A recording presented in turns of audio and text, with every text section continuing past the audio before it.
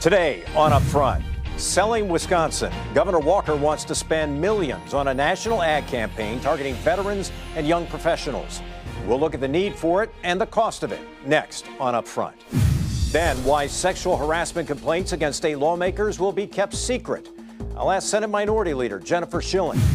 Plus, enrollment time for the Affordable Care Act. Are people in Wisconsin still signing up?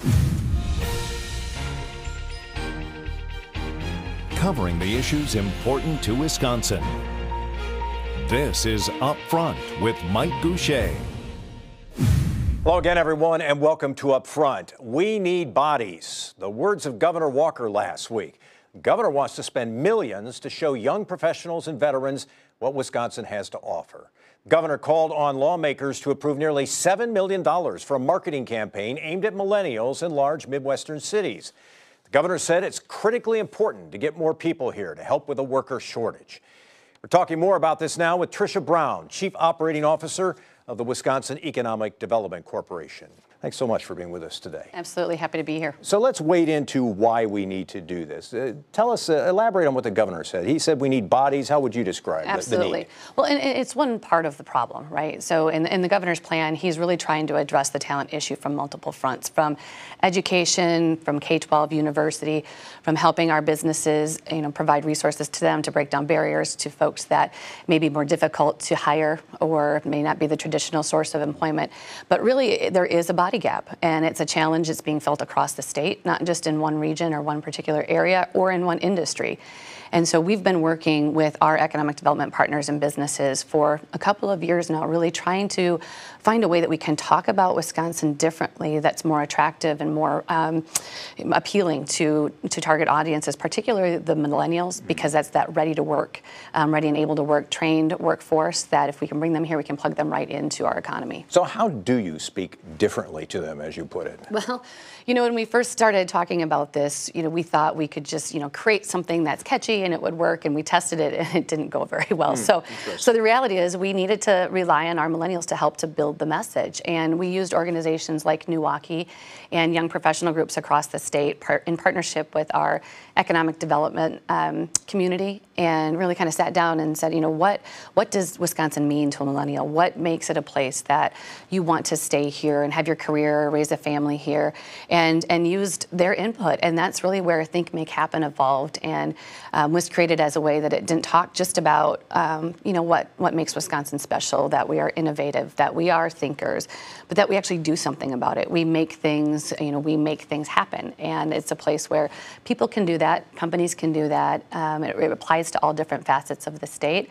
And so that was really kind of the starting block. That was the foundation of this. So in this marketing campaign, and I don't know if the ads are still being put together or the materials are still being put together, but what would you sell a millennial on if you were telling them about why they should come to Wisconsin? What would you tell them? When we asked the question to those that have moved here from other states, we started with that and said, what is it about Wisconsin that you found to be the most compelling reason why you maybe were surprised, but why you want to stay here? And so we use that and we leverage that. So particularly with the Chicago market, we're talking about less commute times, more affordable housing, cost of living differences, just the sheer outdoor recreation or amenities that are available here and that you can experience without having to kind of live in the chaos all of the time. Is there a sense that there was a lack of awareness of people in, for example, Chicago or the Twin Cities or other cities in the Midwest, that they didn't know these things existed in Wisconsin? Absolutely. We actually conducted a perception study, did real research, and we studied 6,000 individuals' responses from Wisconsin, and then we kind of broke them out into the surrounding states and the rest of the United States, and then evaluated those based on their age group and their demographics, so millennials, baby boomers, and Gen Xers.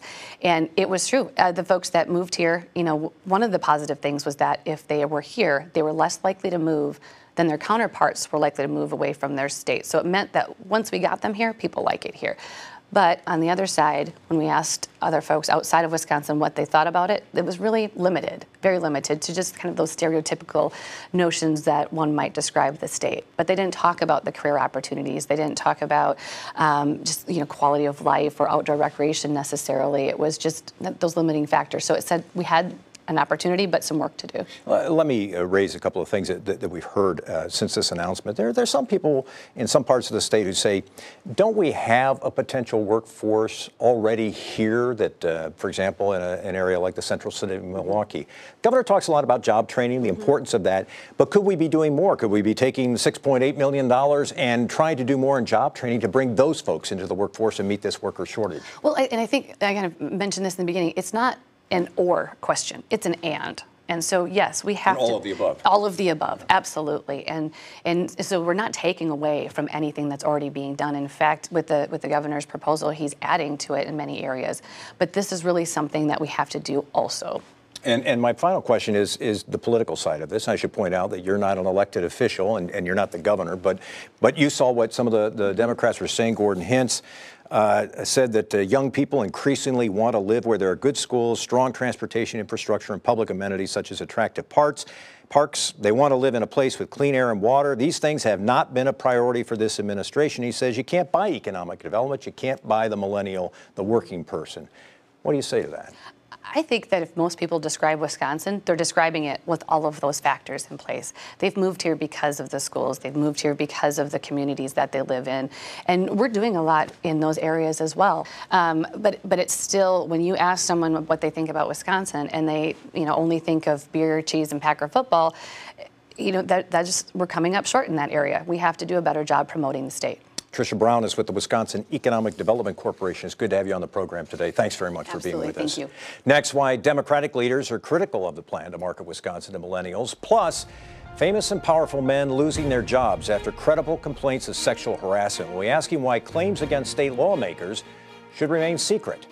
That's when Up Front continues.